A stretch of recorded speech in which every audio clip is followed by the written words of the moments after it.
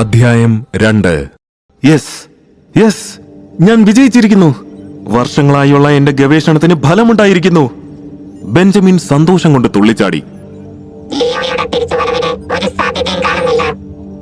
Robot Jeena ബെഞ്ചമിനെ അറിയിച്ചു. ബെഞ്ചമിന്റെ മുഖത്ത് ക്രൂരമായ ഒരു പുഞ്ചിരി വിടർന്നു.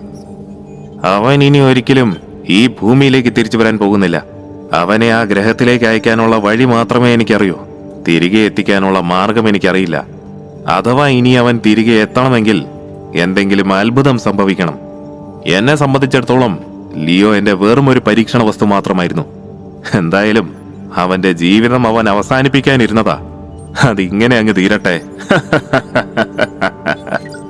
ബെഞ്ചമിന്റെ അട്ടഹാസം അവിടെ മുഴങ്ങി.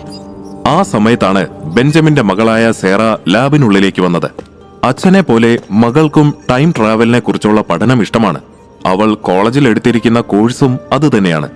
ലിയോയും സേറയും ഒരേ കോളേജിലാണ് പഠിക്കുന്നത്. സേറയ്ക്ക് അവനോടുള്ളിൽ പ്രണയമുണ്ട്. എന്നാൽ ലിയോയ്ക്ക് അതിനെക്കുറിച്ച് അറിയില്ല. ലിയോയുടെ അച്ഛന്റെ മരണശേഷമുണ്ടായ ബാധ്യതകൾ കാരണം അവൻ പഠനം പാതിവഴിയിൽ ഉപേക്ഷിച്ചിരുന്നു. മുന്നിലെ കമ്പ്യൂട്ടർ സ്ക്രീനിലേക്ക് നോക്കിയ സേറ അതിൽ ലിയോയുടെ വിവരങ്ങൾ കണ്ടു ഞെട്ടുന്നു. ബെഞ്ചമിൻ ലിയോയെ എന്തോ പരീക്ഷണത്തിന് ഉപയോഗിച്ചെന്ന് അവൾക്ക് മനസ്സിലായി. ലിയോ എവിടെ പപ്പ? സേറ സംശയത്തോടെ ബെഞ്ചമിനെ നോക്കി. അയാളുടെ മുഖത്തെ പതിവില്ലാത്ത സന്തോഷം അവളെ കുഴപ്പിച്ചു. അവനെ വെച്ച് പപ്പ എന്ത് പരീക്ഷണമാണ് നടത്തിയത്? പപ്പയെ കൊണ്ട് കഴിയുന്ന രീതിയിൽ ആ കുടുംബത്തിനെ സഹായിക്കാൻ വേണ്ടിയാണ് ഞാൻ അവന്റെ വിവരങ്ങൾ നൽകിയത്. പപ്പ അത് ദുരുപയോഗം ചെയ്തോ? അവനെ പപ്പ എന്താ ചെയ്തത്? സേറ, നീ സമാധാനമായിരിക്കെ. ലിയോയ്ക്ക് ഒന്നും സംഭവിച്ചിട്ടില്ല. അവനെ ഞാൻ സുരക്ഷിതമായ ഒരു സ്ഥലത്തേക്ക് അയക്കുക മാത്രമാണ് ചെയ്തത്. അവൻ അവിടെ സേഫ് ആയിരിക്കും. ബെഞ്ചമിൻ ഉള്ളിലെ സന്തോഷം മറച്ചുവെച്ച് പറഞ്ഞു. പപ്പ പറയുന്നത് ഞാൻ വിശ്വസിക്കണോ? സേറ പുച്ഛത്തോടെ ബെഞ്ചമിനെ നോക്കി. ലിയോയ്ക്ക് എന്തെങ്കിലും സംഭവിച്ചാൽ അതെനിക്ക് സഹിക്കാൻ കഴിയില്ല. പപ്പ അവനോട് ഇങ്ങനെ കാണിക്കുമെന്ന് ഞാൻ ഒരിക്കലും കരുതിയില്ല. ബെഞ്ചമിൻ ചിരിച്ചുകൊണ്ട് അവളെ നോക്കി. എന്റെ സേറ, ലിയോയ്ക്ക് അവനെ സ്വയം സംരക്ഷിക്കാനുള്ള കഴിവ് പോലുമില്ല. പിന്നെയാണോ അവൻ നിന്നെ കൂടി നോക്കുന്നത്? മോൾക്ക് പപ്പയില്ലേ? അവൻ എന്തായാലും മരിക്കാൻ തീരുമാനിച്ചവനാണ്. അങ്ങനെയുള്ളവന് ഞാനൊരു പുനർജന്മം നൽകി, അത്രയേ ഉള്ളൂ. അങ്ങ് ദൂരെ മറ്റൊരു ലോകത്തേക്ക് ഞാൻ അവനെ അയച്ചു. ഇനി അതാണ് അവന്റെ ലോകം. സേറ കേട്ടതൊന്നും വിശ്വസിക്കാൻ കഴിയാതെ മുന്നിലുള്ള ഹോളോഗ്രാഫിക് സ്ക്രീനിലേക്ക് നോക്കി. അവിടെ പ്ലാനറ്റ് സൈഫർ മെല്ലെ കറങ്ങുന്നുണ്ടായിരുന്നു. ലിയോ കണ്ണുകൾ തുറക്കാൻ ശ്രമിച്ചു. എന്നാൽ കണ്ണിലേക്ക് അടിച്ചു കയറിയ പ്രകാശത്തിൽ അവന്റെ കണ്ണുകൾ ചിമ്മിപ്പോയി. താൻ വന്ന് പെട്ടിരിക്കുന്നത് വലിയൊരു വനത്തിനുള്ളിലാണെന്ന് അവന് മനസ്സിലായി. ലിയോ നിലത്ത് നിന്നും എഴുന്നേറ്റ് തല കുടഞ്ഞു. സംഭവിച്ചതെല്ലാം ഒരു സ്വപ്നം പോലെ അവന് തോന്നി. പെട്ടെന്നാണ് അവൻ കയ്യിൽ പുതുതായി വന്ന ബ്രേസ്ലെറ്റ് കണ്ടത്. അവനത് കയ്യിൽ നിന്നും ഊരിയെറിയാൻ ശ്രമിക്കുന്നതിനിടയിൽ അതിലെ ബട്ടണിൽ പ്രസ്സായി അതിൽ നിന്നും ഒരു വെളിച്ചവും ഒപ്പം ഒരു മാജിക്കൽ സ്ക്രീനും അവന് മുന്നിലേക്ക് തെളിഞ്ഞു വന്നു. അതിൽ പരിണാമ വളർച്ച 0, ആത്മശക്തി 0, ആയുധം 0, കവചം 0, ജീവികൾ 0, ലൈഫ് സെൽസ് 0 എന്ന് കാണിച്ചിരുന്നു. ലിയോ ഭയം കൊണ്ട് വിറയ്ക്കുന്ന ദേഹത്തോടെ അതിലേക്കും അവന് ചുറ്റും മാറി മാറി നോക്കി. ജീവികൾ ും അവന് മുന്നിലേക്ക് തെളിഞ്ഞു വന്നു. അതിൽ പരിണാമ വളർച്ച 0, ആത്മശക്തി 0, ആയുധം 0, കവചം 0, ജീവികൾ 0, ലൈഫ് സെൽസ് 0 എന്ന് കാണിച്ചിരുന്നു. ലിയോ ഭയം കൊണ്ട് വിറയ്ക്കുന്ന ദേഹത്തോടെ അതിലേക്കും അവന് ചുറ്റും മാറി മാറി നോക്കി. അതേസമയം ലാബിൽ സേറ അവളുടെ അച്ഛൻ ലിയോയോട് ചെയ്തതോർത്തുള്ള വിഷമത്തിലാണ്. മാപ്പർഹിക്കാത്ത തെറ്റാണ് പപ്പ ലിയോയോട് ചെയ്തത്. നിങ്ങളെ വിശ്വസിച്ചവനെ തന്നെ നിങ്ങൾ കുരുക്കിൽപ്പെടുത്തിയല്ലോ. ഇതിലും ഭേദം അവൻ ആ ട്രെയിനിന് മുന്നിൽ പെട്ടുപോകുന്നതായിരുന്നു. സേറ പറയുന്നത് കേട്ട് ബെഞ്ചമിന് ദേഷ്യം വന്നു. സേറ, കാര്യങ്ങൾ മനസ്സിലാവാതിരിക്കാൻ നീ ചെറിയ കുട്ടിയൊന്നുമല്ലല്ലോ. പ്ലാനറ്റ് സൈഫറിനെ കുറിച്ച് നിനക്ക് എന്തറിയാം? എന്റെ എത്ര കാലം കൊണ്ടുള്ള സ്വപ്നമാണിപ്പോൾ നടന്നതെന്ന് നിനക്കറിയുമോ? നിന്റെ പപ്പയെ ഓർത്ത് അഭിമാനിക്കേണ്ട സമയത്ത് നീ ആ ഭീരുവിനെ ഓർത്തുകൊണ്ടിരിക്കുകയാണോ? അയാൾ തുടർന്നു. സേറ, വെറുതെ എന്നോട് ദേഷ്യം കാണിക്കാതെ നീ ഒന്ന് ചിന്തിച്ചു നോക്ക്. മരിക്കാൻ പോയവന് ഞാൻ മറ്റൊരു ജീവിതം കൊടുക്കുകയാണ് ചെയ്തത്. സൈഫർ ഗ്രഹം മറ്റൊരു ലോകമാണ്. അവിടെ പൊരുതി ജീവിക്കാൻ കഴിഞ്ഞാൽ അവൻ ഭാഗ്യവാനാണ്. ദൈവത്തിനോളം യോഗ്യമായ ഒരു ജീവിതം അവൻ അവിടെ ഉണ്ടാക്കിയെടുക്കാൻ കഴിയും. അതിന് അവന് വേണ്ട ഒരേ ഒരു യോഗ്യത വേട്ടയാടാൻ അറിയുക എന്നുള്ളത് മാത്രമാണ്. സേറ നിറഞ്ഞ കണ്ണുകൾ വാശിയോടെ തുടച്ചുമാറ്റി ദേഷ്യത്തോടെ ബെഞ്ചമിനെ നോക്കി പറഞ്ഞു. ലിയോയെ തിരികെ കൊണ്ടുവരാൻ എന്തെങ്കിലും വഴിയുണ്ടോ? ബെഞ്ചമിൻ സൗമ്യമായ പുഞ്ചിരിയോടെ അവളെ നോക്കി. ഒരു വഴിയുണ്ട് സേറ. ബെഞ്ചമിൻ പറഞ്ഞത് കേട്ട് അവളുടെ കണ്ണുകൾ വിടർന്നു. അവൾ ആകാംക്ഷയോടെ അയാളെ നോക്കി. പക്ഷെ ആ വഴി അതെന്റെ കയ്യിലല്ല സേറ. നിന്റെ പ്രിയപ്പെട്ട കാമുകൻ ഇനി ഭൂമിയിലേക്ക് തിരികെ വരാൻ ആഗ്രഹിക്കുന്നുണ്ടെങ്കിൽ അവനൊരു നായകനാകണം. പരിണമിച്ച് അവനൊരു നേതാവായി മാറണം. സൈബർ ലോകത്തിനെ അവന്റെ മാന്ത്രിക ശക്തികളാൽ അടക്കി വാഴാൻ കഴിയണം. അങ്ങനെ സംഭവിച്ചാൽ അവന് ഭൂമിയിലേക്ക് തിരികെ വരാൻ കഴിയും, ബെഞ്ചമിൻ പറഞ്ഞു. സേറ എല്ലാം കേട്ട് തകർന്നിരുന്നു. ക്രൂരമായ പുഞ്ചിരിയോടെ ബെഞ്ചമിൻ ജീനയെ നോക്കി. എന്താ ജീന, ലിയോ തിരികെ എത്തുമെന്ന് നീ കരുതുന്നുണ്ടോ?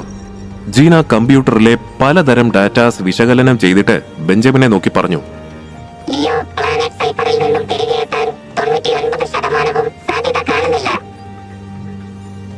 ബെഞ്ചമിൻ എന്തോ തമാശ കേട്ടതുപോലെ ചിരിച്ചുകൊണ്ട് പറഞ്ഞു. അപ്പോ 1% സാധ്യതയുണ്ട്. സൂപ്പർ. ആ 1% കൊണ്ട് അവൻ സിനിമയിലെ നായകനെ പോലെ എല്ലാം അതിജീവിച്ച് ഇവിടെ എത്തുമോ? സേറയ്ക്ക് അവളുടെ പ്രണയത്തിനെ സ്വന്തമാക്കാൻ കഴിയുമോ? അതോ ലിയോയുടെ ജീവിതം സൈഫറിൽ തന്നെ അവസാനിക്കുമോ? ഒക്കെ കണ്ടറിയണം. ബെഞ്ചമിൻ ഉറക്കെ ചിരിച്ചു. ബെഞ്ചമിന്റെ സംസാരം സഹിക്കാനാവാതെ സേറ കരഞ്ഞുകൊണ്ട് അവിടെ നിന്നും ഇറങ്ങിപ്പോയി. ആ ഇരുണ്ട വനത്തിൽ ലിയോ ഒറ്റയ്ക്കായിരുന്നു. അവൻ കൗതുകത്തോടെയും ഭയത്തോടെയും ചുറ്റുമുള്ള കാഴ്ചകൾ വീക്ഷിച്ചു. അവിടെ മഞ്ഞ നിറമുള്ള ആകാശത്ത് കൂറ്റൻ മരങ്ങളും വലിയ പാറകളും മേഘങ്ങൾ പോലെ പൊങ്ങിക്കിടക്കുന്നുണ്ടായിരുന്നു. നനുത്ത സുഗന്ധമുള്ള വായു അവൻ ഉള്ളിലേക്ക് വലിച്ചെടുത്തു. ഇത്രയും ശുദ്ധമായ വായു അവൻ ജീവിതത്തിൽ ആദ്യമായിട്ടാണ് ശ്വസിക്കുന്നത്. അവൻ നന്നായി ആസ്വദിച്ച് ശ്വാസം ഉള്ളിലേക്കെടുത്തു. അവൻ നിന്നിരുന്നതിന് അല്പം മാറി വലിയ ഭംഗിയുള്ള പൂക്കൾ നിൽക്കുന്നുണ്ടായിരുന്നു. ആ പൂവുകൾ വിടരുന്ന ശബ്ദം പ്രകൃതിയുടെ താരാട്ട് പോലെ അവിടെ അലയടിച്ചു. പല നിറങ്ങളിലും വലിപ്പത്തിലുമുള്ള പൂക്കൾ അവന്റെ കൺമുന്നിൽ വിരിയുന്നത് കണ്ടവൻ അത്ഭുതപ്പെട്ടു. ഉള്ളിലുള്ള ഭയം മറന്നുകൊണ്ട് അവൻ ആ പൂക്കളുടെ അടുത്തേക്ക് ചെന്നു. പെട്ടെന്ന് പൂക്കൾ നിറഞ്ഞ ഒരു വള്ളി അവന്റെ കയ്യിൽ ചുറ്റി അവനെ മുകളിലേക്ക് ഉയർത്തി. പൂക്കൾ അവന് മേലെ പൂവിതളുകൾ വർഷിച്ചു. ആ പുതിയ പ്രകൃതി അവനെ വരവേൽക്കുകയായിരുന്നു. അവനു മുന്നിൽ തല കുനിച്ച പൂക്കളിൽ ഒന്നിന്റെ ഒരു ഇതളടർന്ന് ലിയോയ്ക്ക് മുന്നിലേക്ക് വീണു. അവൻ നോക്കി നിൽക്കെ അടർന്നു വീണ ആ ഇതളിൽ നിന്നും ചെറിയൊരു പ്രകാശം പുറപ്പെടുകയും അതൊരു സ്വർണ്ണവർണ്ണത്തിലുള്ള പൂവിതളായി മാറുകയും ചെയ്തു. വള്ളികളിൽ നിന്ന് സ്വതന്ത്രനായ ലിയോ അത്ഭുതത്തോടെ ആ പൂവിതളിനെ കയ്യിലേക്കെടുത്തു. സൂക്ഷ്മതയോടെ അതിനെ നിരീക്ഷിച്ചിട്ട് അവൻ തന്റെ പോക്കറ്റിലേക്ക് അതിനെ നിക്ഷേപിച്ചു. ലിയോ മുന്നോട്ടുള്ള ഓരോ ചുവടുകളും വളരെ ശ്രദ്ധയോടെയാണ് വെച്ചത്. പ്രൊഫസർ ബെഞ്ചമിന്റെ ചതി തിരിച്ചറിയാൻ കഴിയാതെ അവൻ കയ്യിൽ ഘടിപ്പിച്ചിരുന്ന GPS ട്രാക്കറിലെ സിഗ്നലിലേക്ക് നോക്കി. അതുപയോഗിച്ച് കാണാതായ ഡേറ്റ കളക്ടറിനെ അന്വേഷിച്ച് ദിക്കും ദിശയും അറിയാതെ ലിയോ ആ കാട്ടിൽ അലഞ്ഞു തിരിഞ്ഞു. ഏറെ നേരം നടന്നു തളർന്ന് അവൻ നിലത്തേക്കിരുന്നു. നിങ്ങൾ പറഞ്ഞതുപോലെ ഞാൻ സൈഫർ ഗ്രഹത്തിലേക്ക് എത്തി സാർ. പക്ഷേ നിങ്ങൾ പറഞ്ഞ ഡേറ്റ കളക്ടർ മാത്രം എനിക്കൊരിടത്തും കണ്ടെത്താൻ കഴിഞ്ഞില്ല. ആ ഡിവൈസിനെ എങ്ങനെ കണ്ടെത്തുമെന്ന് എനിക്കൊരു ഊഹവുമില്ല. പ്രൊഫസർ ബെഞ്ചമിനോട് എന്ന പോലെ മുന്നിലേക്ക് നോക്കി അവൻ പറഞ്ഞു. നിങ്ങൾ എന്താണ് അന്വേഷിച്ചുകൊണ്ടിരിക്കുന്നത്? പെട്ടെന്ന് കേട്ട നിഗൂഢമായ ശബ്ദത്തിൽ പേടിച്ചുപോയ ലിയോ ഇരുന്നിടത്തു നിന്നും ചാടി എഴുന്നേറ്റു. ആരാ ഇപ്പൊ എന്നോട് സംസാരിച്ചത്? ആരെങ്കിലും ഇവിടെ ഉണ്ടോ? അവൻ പരിഭ്രമത്തോടെ ചുറ്റും നോക്കി. ഞാൻ നിങ്ങളെ 56-ാമത്തെ തവണയാണ് ഇവിടെ കാണുന്നത്. എന്തിനാണ് നിങ്ങൾ ഈ ഭാഗത്ത് ഇങ്ങനെ ചുറ്റിത്തിരിയുന്നത്? വീണ്ടും ആ നിഗൂഢമായ ശബ്ദം അവിടെ മുഴങ്ങി. എന്നോട് വെറുതെ കളിക്കാൻ നിൽക്കരുത്. ആരാണെങ്കിലും പുറത്തേക്ക് വാ, നമുക്ക് നേർക്കുനേരെ സംസാരിക്കാം. അവൻ ഉള്ളിലുള്ള ഭയം മറച്ചുകൊണ്ട് പറഞ്ഞു.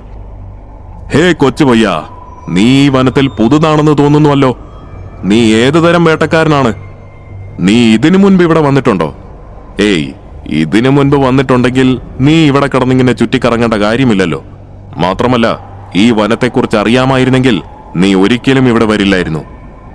ആ ശബ്ദം എവിടെ നിന്നും വരുന്നതാണെന്ന് കണ്ടെത്താൻ ലിയോ പരിഭ്രാന്തിയോടെ അവന് ചുറ്റും നോക്കി. നിങ്ങൾ ദയവായി പുറത്തേക്ക് വരൂ. എനിക്ക് നിങ്ങളെ കാണാൻ ആഗ്രഹമുണ്ട്. എന്തിനാണ് നിങ്ങളിങ്ങനെ മറിഞ്ഞിരിക്കുന്നത്? നിങ്ങൾ ആരാണ്? ഹേ കാട്ടിലകപ്പെട്ടു പോയ നിസ്സഹായനായ മനുഷ്യ, നിന്റെ ജീവശക്തിയെ മനസ്സിലാക്കുന്നതിനായി നിന്നോടൊപ്പം ഞാൻ വരും. വീണ്ടും ആ ശബ്ദം കേട്ട് ഭയന്ന ലിയോ വേഗം അവിടെ നിന്നും ഓടി ഒരു വെള്ളച്ചാട്ടത്തിനടുത്തെത്തി. മാനം മുട്ടി നിൽക്കുന്ന ആ വെള്ളച്ചാട്ടം കണ്ടാൽ ആകാശത്ത് നിന്നും നേരിട്ട് വെള്ളം ഭൂമിയിലേക്ക് പതിക്കുന്നത് പോലെ തോന്നും. കാതടപ്പിക്കുന്ന ശബ്ദത്തിലായിരുന്നു വെള്ളം മുകളിൽ നിന്നും വീണുകൊണ്ടിരുന്നത്. ഓടി തളർന്ന ലിയോ അവിടെ ഒരു ഭാഗത്തായിരുന്നു. അവിടെ വീശിക്കൊണ്ടിരുന്ന തണുത്ത കാറ്റിൽ അവൻ അല്പം ആശ്വാസം തോന്നി. ആ നിഗൂഢ ശബ്ദത്തിനുടമയിൽ നിന്നും രക്ഷപ്പെട്ടതോർത്ത് അവൻ നെടുവീർപ്പെട്ടു. ദാഹം തോന്നിയ ലിയോ അല്പം വെള്ളം കുടിക്കാനായി ഒഴുകി വരുന്ന വെള്ളത്തിലേക്ക് കുനിഞ്ഞു. അവൻ കൈകൊണ്ട് അല്പാൽപമായി വെള്ളം കോരി കുടിച്ചു. മുന്നിലുള്ള വെള്ളത്തിൽ കാണുന്ന തന്റെ പ്രതിബിംബത്തിലേക്ക് അവൻ ഒരു നിമിഷം നോക്കി നിന്നു. നിനക്ക് ദാഹിക്കുന്നുണ്ടോ? പെട്ടെന്ന് കേട്ട ശബ്ദത്തിൽ അവൻ പേടിച്ച് നിലവിളിച്ചുകൊണ്ട് പിന്നിലേക്ക് വീണു. അവന്റെ മുന്നിൽ ഒരു കുഞ്ഞു രൂപം നിൽക്കുന്നുണ്ടായിരുന്നു. ലിയോ പേടിയോടെ അതിനെ നോക്കി. വൃത്താകൃതിയിലുള്ള ചെറിയൊരു രൂപം, ജെല്ലി കൊണ്ട് നിർമ്മിച്ചതുപോലെയുള്ള ശരീരം, അതിൽ നിന്നും മുളച്ചിരിക്കുന്നത് പോലെയുള്ള ചെറിയ കൈകാലുകൾ. ഒരു കൈപ്പത്തിയോളം മാത്രം വലിപ്പമുള്ള ആ രൂപത്തെ കണ്ട് പരിഭ്രാന്തനായ ലിയോ നിലത്തു നിന്നും ഒരു കമ്പെടുത്ത് അതിനെ ആട്ടിയോടിക്കാൻ ശ്രമിച്ചു. ഷു ഷു പോ! അവൻ അതിനെ കമ്പ് കൊണ്ട് പിന്നിലേക്ക് തള്ളിമാറ്റി. ഹേയ്, എന്നെ ഉപദ്രവിക്കുന്നത് നിർത്തി ചെറുക്ക, ഞാൻ നിന്റെ ശത്രുവല്ല. ആ ചെറിയ രൂപം പറഞ്ഞു. നിനക്ക് സംസാരിക്കാൻ കഴിയുമോ? അപ്പോൾ നേരത്തെ ഞാൻ കേട്ട ശബ്ദം അത് നിന്റെ ആയിരുന്നോ? ലിയോ ആ രൂപത്തിനെ നോക്കി ദേഷ്യത്തോടെ ചോദിച്ചു. അതെ, ഞാൻ തന്നെയായിരുന്നു. നിന്നെ വെറുതെ ഒന്ന് പേടിപ്പിക്കാമെന്ന് കരുതി. അത് കാര്യമാക്കണ്ട. നീ ആരാണെന്ന് പറയൂ. ആ രൂപം അവനോട് ചോദിച്ചു. അത് ഞാനിവിടെ ഒരു ഡാറ്റ കളക്ടിംഗ് ഡിവൈസ് അന്വേഷിച്ചു വന്നതാണ്. ആ മെഷീനിൽ ചെറിയൊരു പ്രശ്നമുണ്ട്. അത് ശരിയാക്കിയാൽ മാത്രമേ എനിക്ക് വീട്ടിലേക്ക് പോകാൻ കഴിയൂ. പ്രൊഫസർ ബെഞ്ചമിൻ സെൻഡ് ചെയ്ത ടെലിപ്പോർട്ടിംഗ് മെഷീൻ ഉറപ്പായും ഈ ഭാഗത്ത് എവിടെയെങ്കിലും ഉണ്ടാകും. പക്ഷേ ഈ GPS ട്രാക്കറിൽ എനിക്കതിൻ്റെ ഒരു സിഗ്നലും കിട്ടുന്നില്ല. അവൻ വെപ്രാളത്തിൽ പറഞ്ഞു നിർത്തി. മതി മതി, എനിക്ക് നീ പറയുന്നതൊന്നും മനസ്സിലാകുന്നില്ല. ആ ചെറിയ രൂപം പറഞ്ഞത് കേട്ട് ലിയോയുടെ മുഖം മങ്ങി. നീ വിഷമിക്കണ്ട കുഞ്ഞെ, ഞാൻ നിന്നെ സഹായിക്കാം. അത് കേട്ടതും ലിയോയുടെ കണ്ണുകൾ വിടർന്നു. ശരിക്കും ശരിക്കും നിനക്കെന്നെ സഹായിക്കാൻ കഴിയുമോ? ലിയോ സന്തോഷത്തോടെ അതിനെ നോക്കി. എന്റെ കുട്ടി, നിനക്ക് ഞാൻ ആരാണെന്നറിയുമോ? ഞാനാണ് ചീനു, ഈ കാട്ടിലെ ഏറ്റവും മികച്ച വേട്ടക്കാരൻ. ചീനു ഒരു സ്റ്റൈലിഷ് പോസിൽ നിന്നുകൊണ്ട് ലിയോയോട് പറഞ്ഞു. വേട്ടക്കാരനോ? ലിയോ മനസ്സിലാകാതെ ചീനുവിനെ നോക്കി. നീ എന്താ എന്നെ കളിയാക്കുവാണോ? എന്താ വേട്ടക്കാരനെന്ന് കേട്ടിട്ടില്ലേ? പുറത്തുനിന്ന് എത്ര വലിയ വേട്ടക്കാരൻ ഈ കാടിനുള്ളിലേക്ക് വേട്ടയാടാനായി വന്നാലും ഇവിടെ നിന്നും അവന് പുറത്ത് കടക്കണമെങ്കിൽ ഈ കാട്ടിലെ വേട്ടക്കാരായ ഞങ്ങളെപ്പോലെയുള്ള വഴികാട്ടികളുടെ ആവശ്യമുണ്ടാകും. മനസ്സിലായോ? ലിയോ അതിന് തലയാട്ടി. ഒരു വേട്ടക്കാരും ഞങ്ങളെ വേട്ടയാടുകയില്ല. ചിലർ ഞങ്ങളെ വളർത്തു മൃഗങ്ങളായി ഒപ്പം കൂട്ടാറുണ്ട്. ചില വേട്ടക്കാർ ഞങ്ങളെ അവരുടെ വഴികാട്ടിയായി തിരഞ്ഞെടുക്കും. പക്ഷേ എനിക്കൊരു വളർത്തു മൃഗമായി ഇരിക്കാൻ താല്പര്യമില്ല. ചീനു പറഞ്ഞു. ചീനു, നീ എനിക്ക് വേണ്ടി ആ ഉപകരണം കണ്ടെത്തി തരുമോ? ലിയോ ചീനുവിനോട് അപേക്ഷിച്ചു. നിന്റെ അവസ്ഥ ഓർത്ത് എനിക്ക് സഹതാപം തോന്നുന്നു. അതുകൊണ്ട് ഞാൻ നിന്നെ അത് കണ്ടെത്താൻ സഹായിക്കാം. പക്ഷേ ഒരു കണ്ടീഷൻ ഉണ്ട്. ചീനു പറഞ്ഞത് കേട്ട് ലിയോയുടെ ഉള്ളം നാളി. ഒരാളുമായി ഒരു കരാറിൽ ഏർപ്പെട്ടിട്ടാണ് ഞാനിപ്പോൾ ഈ അവസ്ഥയിലായത്. ഇനി ഈ കുട്ടിപ്പിശാചിന്റെ ആവശ്യം എന്താണോ ആവോ? ലിയോ ആലോചനയോടെ ചീനുവിനെ നോക്കി. എന്താണ് നിന്റെ കണ്ടീഷൻ? ലിയോ ചോദിച്ചു. വഴികാട്ടിയായി എന്നെ നിന്റെ ഒപ്പം കൂട്ടണം. നിന്റെ രഹസ്യം തേടി കണ്ടെത്തുന്നത് വരെയും ഏത് നരകത്തിൽ പോകാനാണെങ്കിലും ഞാൻ നിന്നോടൊപ്പം ഉണ്ടാകും. നിനക്ക് സമ്മതമാണോ? ചീനു അല്പം ഗൗരവത്തിൽ തന്നെ ചോദിച്ചു. നിന്റെ ആവശ്യം ഞാൻ അംഗീകരിച്ചിരിക്കുന്നു. ചീനുവിനെ പിണക്കുന്നത് ബുദ്ധിയല്ലെന്ന് മനസ്സിലാക്കിയ ലിയോ അവനുമായി വാക്കാൽ ഒരു കരാറുണ്ടാക്കി. ചീനു സന്തോഷത്തിൽ ശബ്ദമുണ്ടാക്കിക്കൊണ്ട് ലിയോയുടെ തോളിലേക്ക് കയറിയിരുന്നു. നിനക്കെന്നെ ലിയോ എന്ന് വിളിക്കാം. ലിയോ ചീനുവിനെ നോക്കി പറഞ്ഞുകൊണ്ട് അവിടെ നിന്നും യാത്ര തുടങ്ങി. നടക്കുന്നതിനിടയിൽ ലിയോ ഇടയ്ക്കിടെ അവന്റെ കയ്യിലുണ്ടായിരുന്ന GPS ട്രാക്കറിലേക്ക് നോക്കുന്നുണ്ടായിരുന്നു. എന്താ നിന്റെ കയ്യിൽ? അല്ല, ആരാ നിന്നെ ഇവിടേക്ക് അയച്ചതെന്നാ പറഞ്ഞത്? ലിയോയുടെ തോളിൽ ഇരുന്നു കൊണ്ട് ചീനു തിരക്കി. Professor Benjamin. അദ്ദേഹം ഒരു വലിയ ശാസ്ത്രജ്ഞനാണ്. പ്രൊഫസർ എന്ന വാക്ക് ചീനു പറയാൻ ശ്രമിച്ചെങ്കിലും കഴിഞ്ഞില്ല. കുറച്ചുനേരം ഒന്നും മിണ്ടാതിരിക്കാമോ? അത് കേട്ട ലിയോ ദേഷ്യത്തോടെ ചീനുവിനെ നോക്കി പറഞ്ഞു.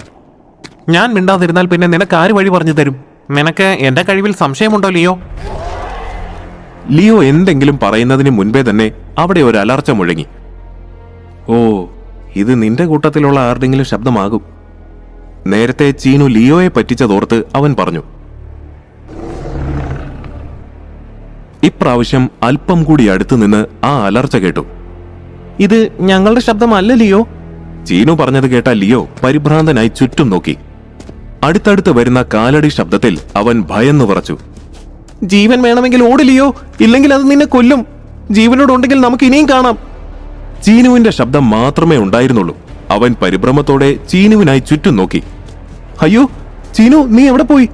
എന്നെ ഒറ്റയ്ക്കാക്കിയിട്ട് പോകാതെ ചീനു, നീ എവിടെയാണ്? ലിയോ പരിഭ്രാന്തിയോടെ ചീനുവിനെ തിരയുന്നതിനിടയിൽ അവന് മുന്നിലേക്ക് ഇരട്ട തലയുള്ള ചുവന്ന ഭീകരനായ ഒരു ചെന്നായ വന്നു നിന്നു. എന്ത് ചെയ്യണമെന്നറിയാതെ നിസ്സഹായനായി ആ പാവം ചെറുപ്പക്കാരൻ ആ വന്യമൃഗത്തിനു മുന്നിൽ ശ്വാസം നിലച്ചു നിന്നുപോയി.